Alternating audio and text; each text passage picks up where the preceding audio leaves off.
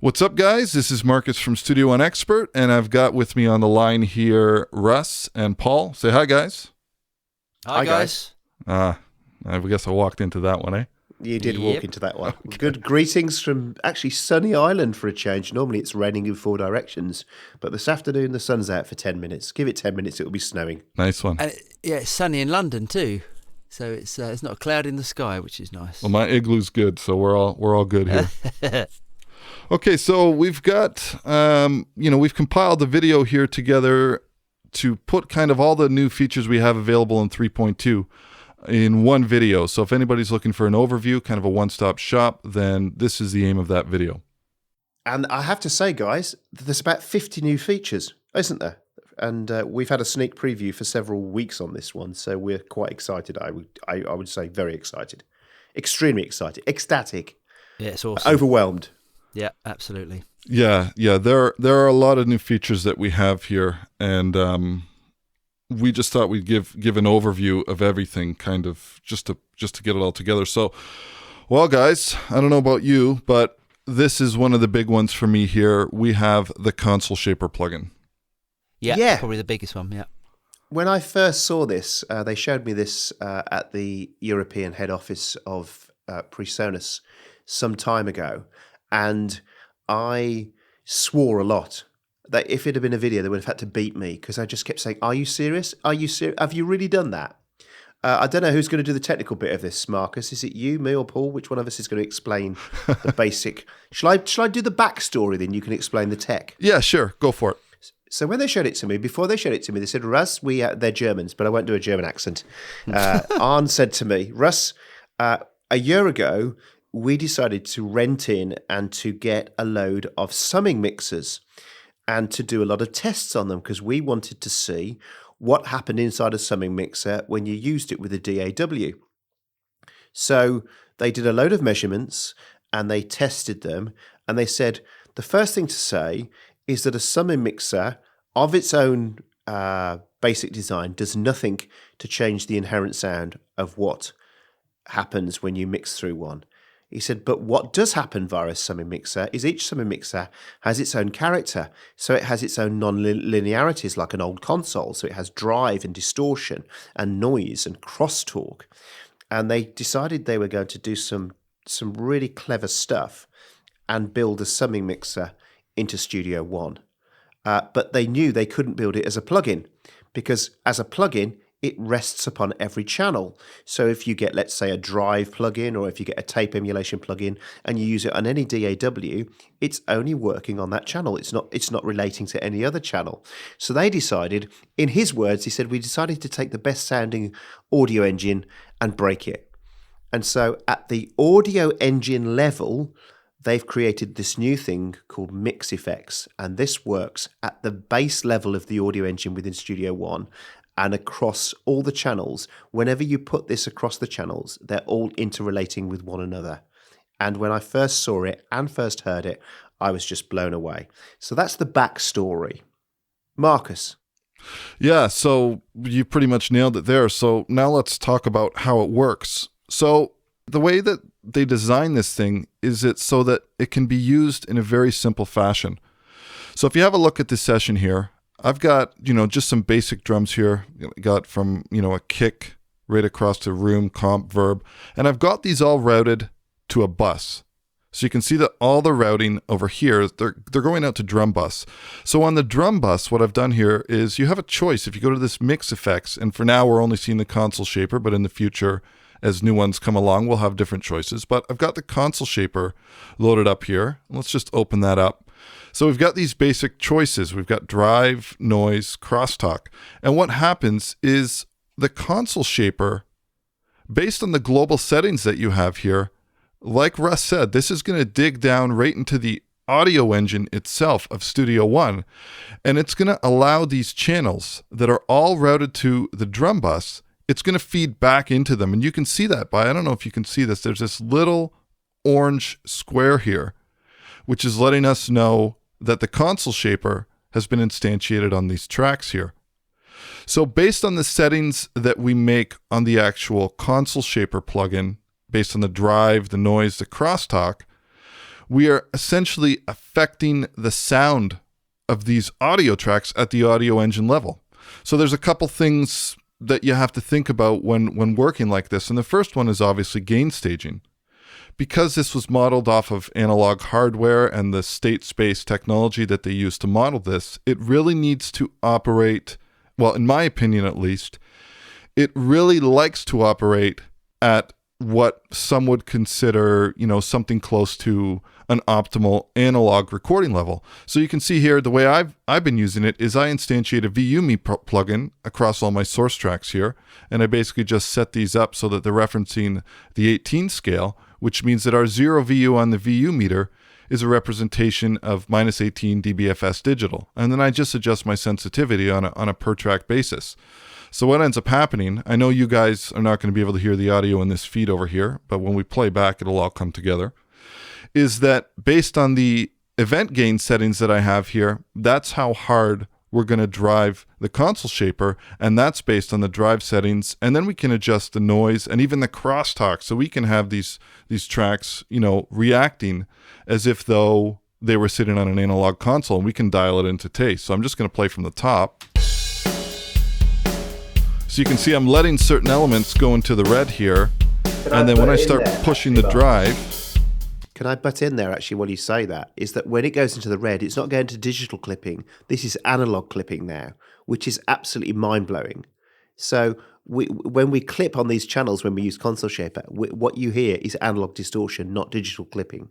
Yeah, and the other cool thing is this is based upon the level of where these guys are sitting on the fader. Because like on an analog console, you get a completely different sound if your fader is sitting at, let's say, up here versus all the way down here. In digital, you get an exactly 20 dBs lower or higher, but in analog, that's not the case. So this is also dependent on where these faders are sitting. So we can actually soft clip or analog clip channels. And that's another area where the VCA faders comes in, because now I can link these and I don't have to worry about a group. So I can use the VCA to find a sweet spot, but we'll get into that a little bit later. But essentially, the main things to take out of this video, and we're going to do some more stuff in detail later on, is that the Console Shaper plugin will affect any tracks that are routed to that bus. And then we can instantiate that on different buses, and we can also instantiate that on, for instance, the master. So this bus over here, this drum bus, you'll see that the routing is going to the main outs. So this bus over here is affecting all of these drum tracks in terms of their tonality, and that's based upon the settings from this plugin that we're making. Now, this bus over here, its sound is being affected by the Console Shaper plugin on the main output. So we can dial in different settings to taste. So if you had a bunch of subgroups and they were all routed to the main outs, and then you had a Console Shaper plugin on the main outs, that would then fold down into those subgroups or those bus tracks. So like I said, we're going to do some videos later on to explain that, but essentially this is an incredibly powerful tool. And what my tests have shown me, and I don't know about you guys, but I've been able to get my mixes sounding exponentially better, kind of a little bit of mojo and a little bit of character added to them before I've even started my mix, before I have an EQ compressor on or anything. I'm able to take them like another 30-40% in tone and character just by kind of getting things in the sweet spot and using the Console Shaper plugin to shape my tracks before I even start my mix. Paul, I was going to ask you, because you are you used to use Pro Tools HD and HDX. You were a Heat fan, weren't you?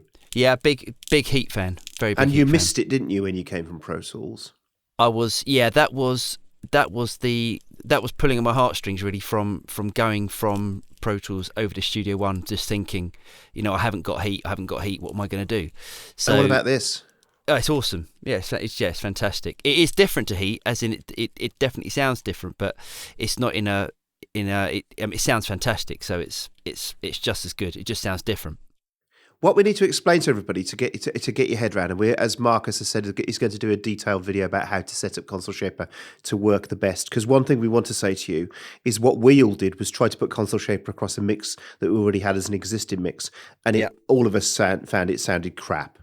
That's because none of the gain staging was right. There were comps involved and stuff like that. So if you're going to mix with Console Shaper, and Marcus is going to use to kind of like how to use Console Shaper effectively, is that you need to use it from the get-go. Absolutely. You need to do it on a brand new mix, and Console Shaper needs to be in there first. The other thing to say, a couple of minor things to say, is Console Shaper is not an insert and it's not a send. It's a brand new plugin type within Studio One, and it works on the buses and the mains. So don't go looking for it and try and drag it into channels, because it doesn't work like that. It's a completely different technology. The other thing to say is that I know off the record that this Console Shaper, the first one that you get free with Studio One 3.2, is based upon a certain British console. That's my understanding, that has a 4000 in the title. So that's as much as I'm going to say. Nice. Yeah. I think you nailed it, Russ, is that the biggest thing to take away from this video is that this takes a little bit to get your head wrapped around. And if you do want to use it on existing productions, your best bet is to either export stems or export raw audio, regain stage your mix, restart it from the very beginning, because this is all about the sweet spot. This really functions very similar to people who are used to working on consoles and working with hardware. This really depends on where things are sitting, and you're going to notice that right away. So yeah, super excited, amazing results. I'm absolutely loving this, and we have more mix engine effects coming very soon. So this is even the basic one that's shipping with the 3.2 sounds amazing. It does. Can I just say as well, I'm actually starting tracks with it on now, so it's I am. great. I'm tracking with it sometimes. Yes, well, I did confirm that. Yeah. You can track natively if you're using, if you have a decent interface and you can get your latency down low, your device block size, you can start your projects from the get-go with Console Shaper sitting on either a bus or a main. And yes, that is the way to do it. And absolutely Awesome. So, Marcus, I suppose looking at the console you've got in front of us, I suppose there's this new red knob sitting there. Should we move on to that next? Yeah. I like that one, because you guys know, for me, I mix a lot of score and a lot of music for picture, video games and stuff. And for me, VCA faders, as soon as I started using them, they instantly became a huge part of my workflow. And when I moved over to Studio One, in all honesty, that was my biggest thing. The biggest thing that was gnawing at the back of me was not having the VCAs. So for me, this is a huge one. Do you want to explain to those that don't get VCAs exactly what a VCA is, Marcus? Yeah, sure. Let's just keep this really simple. Keep it really simple, but some people think they're like a bus, but they're not, are they? No, they're not. And I think that's the biggest thing that you'll hear people say is, well, how is that different than me just creating a bus? Basically, a VCA is just a way to remote control the levels of a bunch of different audio tracks or any type of track. And they can be routed to different outputs. It doesn't really matter. You can have them routed to individual buses from there. But what you're able to do is you're able to just control a group of tracks. And these tracks can exist with automation on them on the source tracks, but then you can just move this VCA fader up and down. And this VCA fader can also be automated as well. So let me just change my view options here.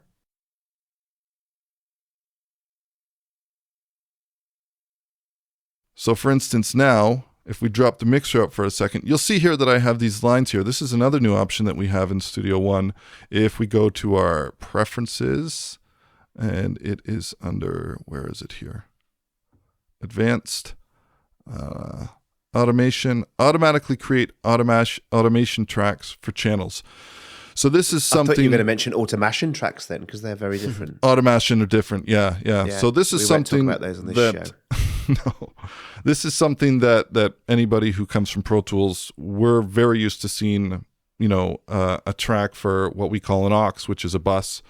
We're very used to seeing that in our range window, and that's useful for things like editing and stuff like that. So with VCAs, you can basically make adjustments to these tracks and automate things, and it's going to fold back into the source tracks. So if we take the kick here, you can see if I was to take this, you'll notice what I'm doing here, we'll talk about that in a bit, that superimposed on this track here, that we now have this gray line in the background here, so we can have multiple types of volume automation going on. And if this had its own volume automation over here, it wouldn't matter. I could offset that, and I could use the VCA fader to offset everything. But like I said, again, we're going to get into more detail with that in a little bit. But VCA faders now available in Studio One version 3.2. Awesome. The other small thing to say, which is wonderful about them, two things. I don't know about you, but if I mix a big mix, all that's on my screen is the VCAs for the channels. So I could sometimes I've got a mix of 60, 70 channels, but I've only got 8 faders on the screen because I'm running them all off VCAs. So I've got the drums going through a VCA and the vocals going through a VCA.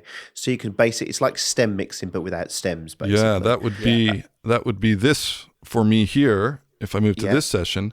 This is exactly what you're talking about here. So this would be an example of just having the VCA masters available here. So I've got everything hidden, but I could literally mix all of these subgroups. And this is a massive, this is a massive session. This is 74 tracks in total. Yep. And I've got subgroups and effects buses and everything, but I can literally mix everything in its entirety with these VCA faders over here. And these are all obviously linked to all my folders. Yeah, that's awesome.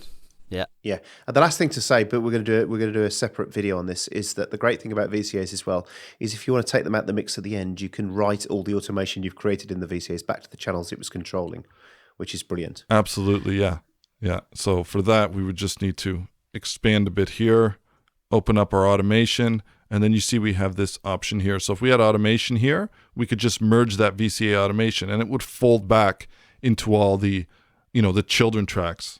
So extremely powerful tool. And the biggest thing for me is that now with our folder tracks no longer just have to be linked to a bus. So for instance, over here, you can see my channel that I have this linked to an actual VCA fader as opposed to having it linked to a bus. Because I know a lot of people like to work that way. You'd have all of your percussion tracks or all of your drums, and you would simply come in here and link that that folder track to a bus. So now we can link them to a VCA, which means that we can freely route things how we want. And it really gives a ton of power. So this is an example of everything that we just talked about coming together. I've got all my VCA tracks here. I've got discrete routing that's happening. I'm routing all of these tracks to a bus. And on each of these buses, I have got a console shaper with different settings. So you can see all these different console shapers that I have set up here. I've tailored each one of these for the specific group of tracks. So this console shaper is then folding back into all the contents of these tracks. And then I've got a console shaper on my main out. So this is everything coming together. How retro of you. Brilliant. Let's move on. What's next then, Marcus? So next up, big improvement that we have here is we now have an even smarter arrow tool. So you can see this little icon here. I can select that, and what this does is this turns our traditional arrow tool into kind of an enhanced or smarter arrow tool. So we have multiple abilities within this one function. At the bottom here, it operates as an arrow tool. At the top, it operates as the range tool. And then we got these amazing shortcuts we can do. We can double click here, and that will split an event based on the selection we've made, or any point where we have our range tool, that will split right over there. Just really new powerful features that kind of make things a lot more streamlined. Do you know what's really cool though? If you go and mark it at the top again, just go back into where you were for a second, but what you were just doing, just mark it. Yeah. And just grab it with the arrow from the bottom. Don't do anything else. Just grab it with the arrow and pull it. Yep. It'll just take it anyway. You don't even need to split it. Absolutely. It just works like that. It's just genius. Or a copy by holding Option drag. Yep. Yeah. I think it's probably a good time to say this because we're all Pro Tools users, me, Marcus, and Paul, and have used Pro Tools a lot in the past. Veterans, 20 years. I think between us, probably got 50 years on Pro Tools. It's very clear as you start to use version 3.2 that there's a lot in here for those who are Pro Tools users or who are thinking about switching. I think we've all talked about this, guys, but I think they're calling it the Smart Arrow tool, but it wouldn't surprise me if it gets called the Smart tool by everybody else. Don't you agree? Absolutely, yeah. I agree. It's giving us all the functionality. It's actually giving us even more functionality than we had with the Pro Tools tool, but one of the reasons I was jumping back into Pro Tools was because of the editing, because the Smart tool was so essential for my editing. But I've been testing and doing things like chopping up tracks, doing radio edits, all sorts of stuff. And I have to say that and the extra Alt-Shift if you want to quickly show them that while I'm saying it, Marcus, Alt-Shift now will give you a magnifying glass, and you could do quick zooms, quick zoom in and out. Yeah. So if you go and mark an area by pressing Alt-Shift, you can do things like this. So I now am editing also, flying around the edits in Studio One. Paul, are you finding it the same? For me, using the the double clicking inside the region and splitting the region is amazing. It's just sped up my workflow. That's a big one for you. Yeah, it's awesome. Yeah, they're all cool, and we're going to be talking about tabbed transients, which have been improved as well in a while. But they're all. I know from talking to PreSonus that in the last year they've been sitting down with pro producers who are saying, "What's keeping you from using Studio One?" Yeah, and this release is about that. Yeah, exactly. So another thing that we have here, which honestly, when I saw it, I was kind of surprised because I always thought the vocal comping abilities were extremely powerful in Studio One. I like them better than Pro Tools, but what they've done is they've made some changes here. So one of the first things you'll see is we can now add colors to our individual takes here. And then when we, go ahead and start comping something together, those colors will be reflected on our master, comp. So now we all of a sudden have these different colors, and we can also see, take 1, take 2, take 3, and the take information.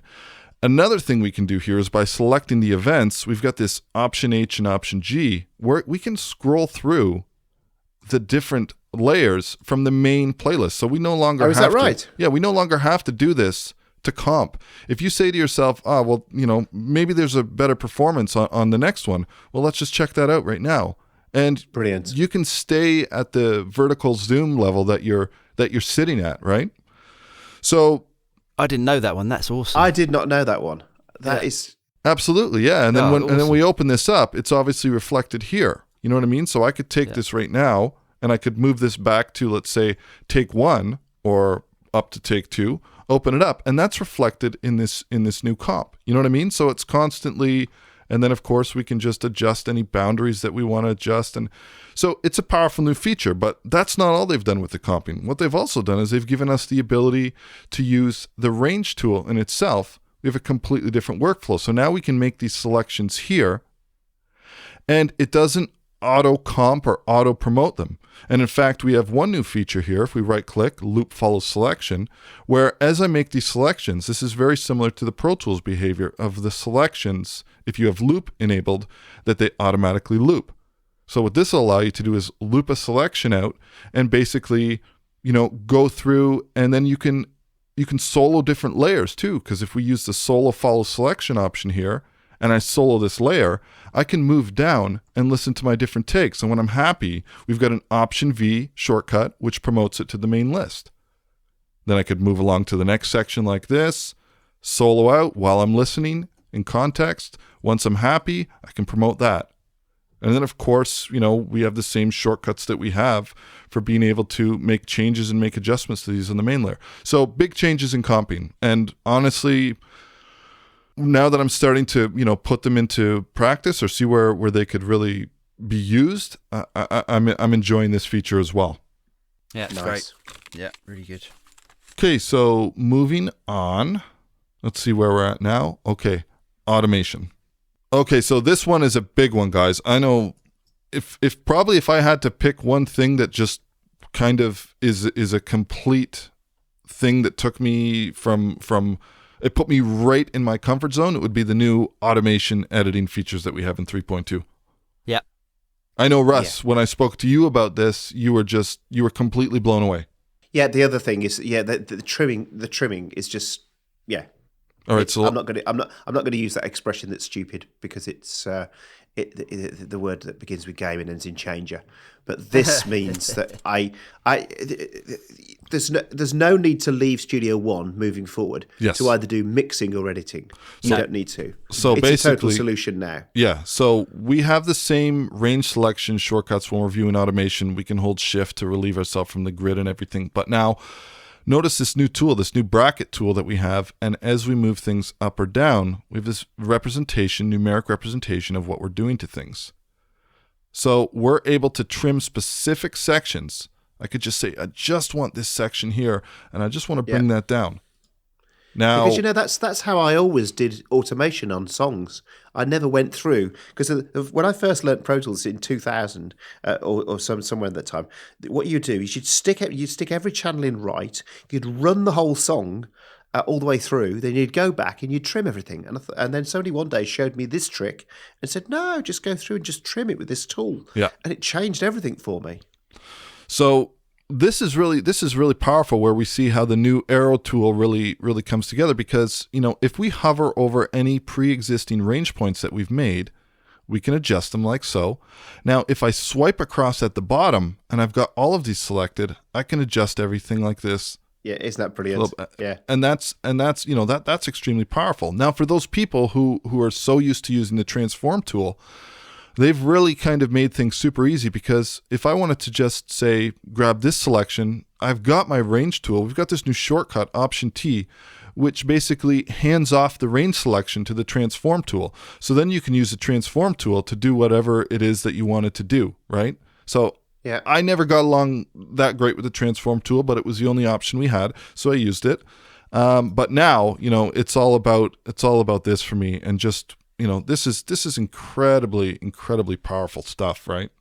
Yeah, I haven't touched the transform tool since we've been using this. No, for me, this workflow replaces. Yeah, the transform tool just felt like a bodge, didn't it? Yeah, I agree. Yeah. But and it wasn't a bodge, it was just a different tool, but we were trying to use it for something. We were trying to use it to do this. Yeah. But this is just now brilliant. And of course, using it on a VCA as well.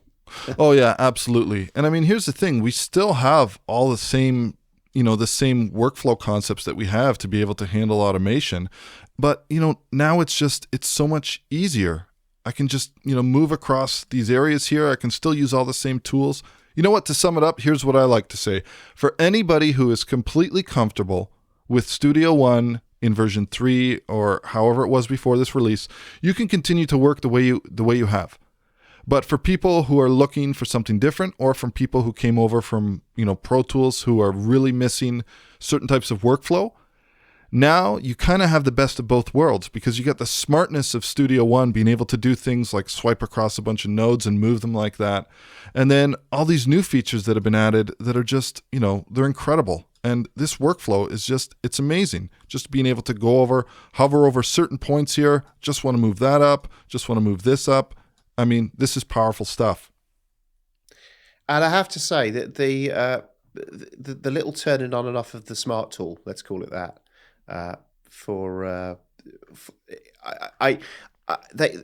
they talked to us about whether there needed to be a switch there, and I said, why would you want to switch it off?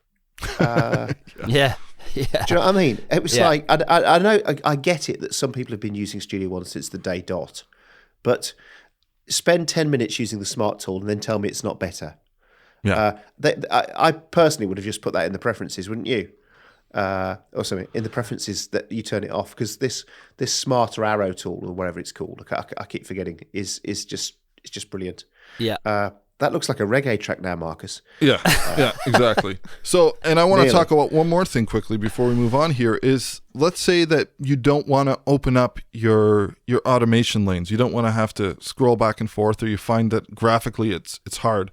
We can just expand the envelopes that we have here for any track, and then based on the selection that I've made here, these bracket tools, they respond to this selection. So check this out. All of your pan, anything that you're doing like that, and you can also do multiple things like this. So this is really powerful stuff. You know what I mean? You don't even have to open up, your automation. So in Pro Tools, you would have had to make this selection, then select this track, and then move down. But with this, you could, have as many different ranges as you want. Just expand your envelopes, and you're good to go. You know what I mean? Yeah. That's really slick. It's really slick. So, I mean, this is, like I said, incredibly powerful stuff. And these features are all extremely welcome for me, just to be able to do things like this. I mean, awesome stuff. So what's next on the list? There's 50 things, and some of them are minor. But there's can I say, because I'm the only guy that's got one, I think, of the three of us, that there's also there's also the new improved iPad app, which is now rewritten so that if you've got an iPad Pro, you get much more on the screen. You get more channels on the screen and bigger channels as well. It's a really nice thing. But that's the iPad app that's been rewritten to work for both iPads. So, but if you've got an iPad Pro, it looks gorgeous. It's fantastic. Awesome. Nice. Yeah, I'll be looking forward to that. Yeah. Guys, but something we haven't mentioned is that, I mean, I know everyone's going to know this, but it's free. This is a free update. Where, like, you know, if this would have been, you know, on Pro Tools, this would have been charged for the amount of features that are in this. Yeah, it's absolutely awesome. Yeah, it's just nuts, isn't it? It's just I can't believe that 50 new features, and we're not talking about we've added this color here. That's the other thing, Marcus. Could you get a big track open again for me a second? Sure. Because you haven't got it. There's another new feature that some people won't notice straight away. It's a nice little feature.